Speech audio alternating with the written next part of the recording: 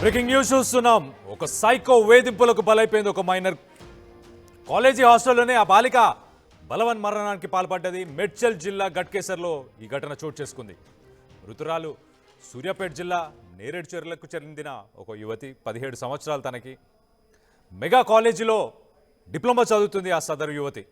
కానీ తనను ప్రేమించాలంటూ విక్రమ్ అనే యువకుడు ఎప్పటికప్పుడు వేధిస్తూనే వచ్చాడు. గతంలో కూడా నేరేడుచెర్ల పిఎస్లో విక్రమ్పై కేసు నమోదు చేసింది ఆ యువతి. అయినా ఆ విక్రమ్ వెంటపడి వేధించడంతో ఆ యువతి తీవ్ర మనస్తాపానికి చెంది ఆమె లోని మొత్తానికైతే హాస్టల్ రూమ్లోనే ఊరేసుకుంది ఆ బాధితురాలు. మృతురాలి తల్లి ఫిర్యాదుతో ప్రస్తుతానికైతే కేసు నమోదు చేసుకున్నారు. కేసు నమోదైతే అయ్యింది, కానీ మొత్తం మీద అయితే 17 సంవత్సరాలు భవిష్యత్తు ఉంది, మంచి భవిష్యత్తు ఉంది. కాలేజీలో చదువుకుంటున్న అమ్మాయిని టార్చర్ చేసి హెరాస్ చేసిన తర్వాత ప్రాణాలు కోల్పోయిన తర్వాత ఇప్పుడు కేసు నమోదు చేసి ఏం లాభం? ఆల్రెడీ నేరేడుచెర్లలో ఇంతకుముందు కేసు పెట్టినప్పుడు ఆ పోలీసులు దర్యాప్తు చేస్తుంటే ఇవాళ ఈ సంఘటన మనం వినాల్సిన అవసరం లేకుండేది. సో అలాంటి ఒక సంఘటన అయితే మొత్తం మీద గట్కేసర్లో చోటు చేసుకుంది. ఆ కాలేజ్కి సంబంధించిన హాస్టల్ రూమ్లోనే ఆ యువతి బలవన్ మరణానికి అయితే పాల్పడినట్టు తెలుస్తుంది. మొత్తం మీద అయితే మెగా అని చెప్పేసి ఒక డిప్లొమాకి ఐటీఐకి సంబంధించిన ఒక కాలేజ్. ఆ కాలేజీలో ఈ అమ్మాయి చదువుతున్నప్పుడు మరి ఆ అమ్మాయిని వేధిస్తూ వచ్చాడు విక్రమ్. తన సొంత ఊరిలో కేసు పెట్టారంటే తన సొంత ఊరికి సంబంధించిన పోలీస్ స్టేషన్కి కూడా ఆ కేసు హీరింగ్స్ కావచ్చు, ఆ కేసు ఇన్వెస్టిగేషన్ కోసం కూడా అటెండ్ అవుతూ వస్తున్నాడు విక్రమ్ కొంతకాలంగా. కానీ ఈ యువతిని మాత్రం వదిలిపెట్టలేదు. ఖచ్చితంగా నన్ను ప్రేమించాలి అని చెప్పి డిమాండ్ చేశాడు, హరాస్ చేశాడు. అయినా కాలేజ్ మేనేజ్మెంట్ పట్టించుకోలేదా, చుట్టుపక్కల వ్యక్తులు పట్టించుకోలేదా, పోలీసులు పట్టించుకోలేదా కేసు నమోదు అయిన తర్వాత? మరి ఏంటి ఇలాంటి ఒక సిచ్యువేషన్ అయితే మొత్తం మీద అయితే గట్కేసర్లో చోటు చేసుకుంది. సూర్యాపేట జిల్లాకి సంబంధించిన ఆ యువతి, ఆమెకి 17 సంవత్సరాలు. ఒక దారుణం అని చెప్పుకోవాలి, ఒక రకంగా విషాదం అని చెప్పుకోవాలి. తన తల్లిదండ్రులకి ఒక లోటుని అయితే మిగిల్చిపోయింది ఆ అమ్మాయి అని చెప్పి ఆమె ధైర్యంగా కొంచెం ఫైట్ చేసి ఉంటే బాగుండేది. మేబీ ఆల్రెడీ పోలీస్ స్టేషన్లో ఇచ్చాను, ఈ సొసైటీ నన్ను మోసం చేసింది, ఈ సొసైటీ నాకు ఇలా చేసింది అని చెప్పి అనుకుందాం. మరి ఏం ఆలోచించుకుందో పాపం. మొత్తానికైతే ఇలాంటి ఒక డెసిషన్ తీసుకుంది. బలవన్ మరణానికైతే పాల్పడినట్టు తెలుస్తుంది. దీనికి సంబంధించి మరిన్ని వివరాలు మా ప్రతినిధి పవన్ ఉన్నారు. పవన్తో మాట్లాడి అసలు సిచ్యువేషన్కి సంబంధించి ఆ డీటెయిల్స్ కూడా ఒకసారి తెలుసుకునే ప్రయత్నం చేద్దాం. జిల్లా గట్కేసర్లో మేఘా కాలేజీలో ఒక 17 సంవత్సరాల మైనర్ బాలిక డిప్లొమా సెకండ్ ఇయర్స్ అవుతా ఉంది. కాలేజీలో విక్రమ్ అనే ఒక యువకుడు పదే వేధిస్తున్నాడంటూ తన తల్లిదండ్రులు కూడా కంప్లైంట్ చేయడం జరిగింది. పదే పోలీస్ స్టేషన్లో కూడా కంప్లైంట్ చేయడం జరిగింది. అయినా కూడా ఆ విక్రమ్ అనే వ్యక్తి ఎవడైతే ఉన్నాడో స్టూడెంట్ కంటిన్యూస్గా వేధిస్తుండడంతో ఆ ఒత్తిడి తట్టుకోలేక హాస్టల్ గదిలోనే ఏదైతే తులసి సూసైడ్ చేసుకుని చనిపోవడం జరిగింది. సో ప్రస్తుతం వాళ్ళ పేరెంట్స్ ఉన్నారు మనతో పాటు. వారిని అడిగి తెలుసుకుందాం అసలు ఏం జరిగింది, ఎలా అంటా ఉన్నారని. వాడిని తెలుసుకుందాం. ఎప్పుడు తెలిసింది మీకు ఈ విషయం, బాడీ గురించి? ఇంతకుముందు ఎలా జరిగింది గొడవ విషయం మీకు ఎలా తెలిసింది?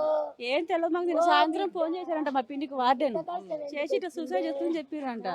అంటే ఎలా ఏం జరిగిందంటే మాకు తెలియదు, హాస్పిటల్కి రండి అని చెప్పారంట. మా పిన్ని హాస్పిటల్కి వచ్చి మా పిన్ని మీ వచ్చే లోపల ఇక్కడ మా వాళ్ళు ఉన్నారు ఒకరు. సాయంత్రం ఇక్కడికి వచ్చారు మా మేనమామ కొడుకు వచ్చి. తను వచ్చేటప్పుడు తను ఒక అనాథ శవం లాగుంది. అంబులెన్స్ లో ఎవరు లేరు, అక్కడ ఎవరు లేరు. మా వాడు అటు ఇటు చూసినప్పుడు 2 పోరగాళ్ళు దూరంగా ఉన్నారంట. వాళ్ళు మా వాడిని చూసి పారిపోయాడు. వెనక పరిగెత్తాడు. దూరంగా ఉండి ఫోటో తీశారు వాళ్ళిద్దరిని కూడా.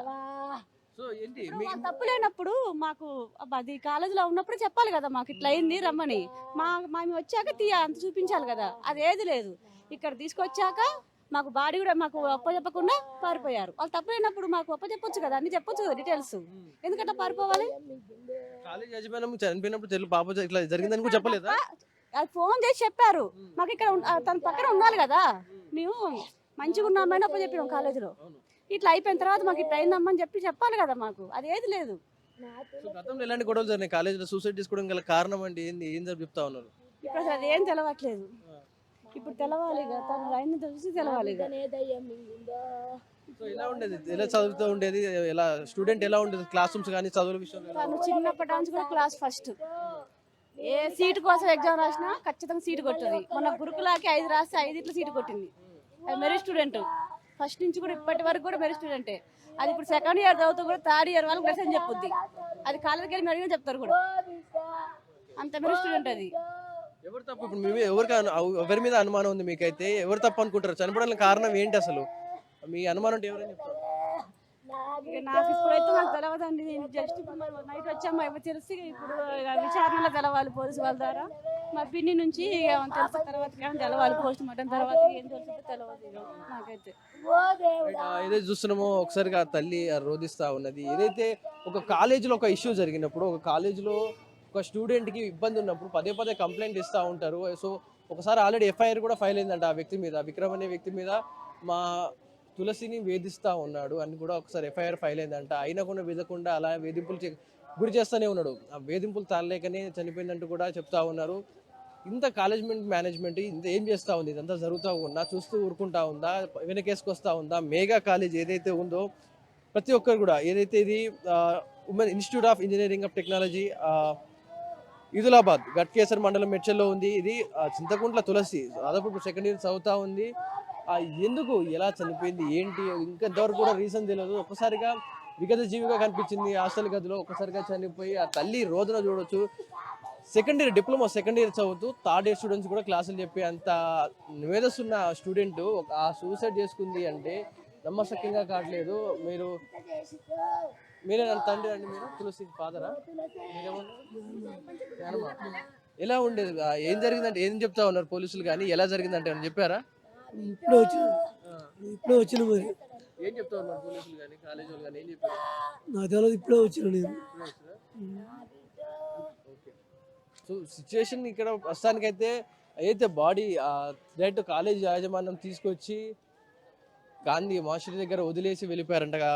ఏదైతే పేరెంట్స్కి ఒక మాట చెప్పేసి మీ బాడీ అక్కడ ఉంది మీ పాపదని చెప్పేసి బాడీని ఇక్కడ నిర్దాక్షిణ్యంగా వదిలిపెట్టేసి వెళ్ళిపోయారు. సో తల్లిదండ్రులు పడిగాపులా కాస్తా ఉన్నారు ఆ తులసి బాడీ కోసం. సో ఇన్ని జరుగుతున్నారు, రేజుకు చలనం రావట్లేదు. ఒక చదువుతున్న విద్యార్థి ఆ తరగతి గదిలో హాస్టల్లో సూసైడ్ చేసుకొని చనిపోయే స్థితి వచ్చింది అంటే ఏ క్లాసెస్ చెప్తున్నారా? మరి మీరు ర్యాగింగ్ జరుగుతూ ఉంటే ఆటలు ఆడుతూ ఉన్నారా? మరి ఏం చేస్తూ ఉంది మీ యాజమాన్యం? అర్థం కావట్లేదు. ఒక స్టూడెంట్స్కి సమస్య ఉందంటూ చెప్తా వస్తే మరి మీరు ఆటలాడుతున్నారా?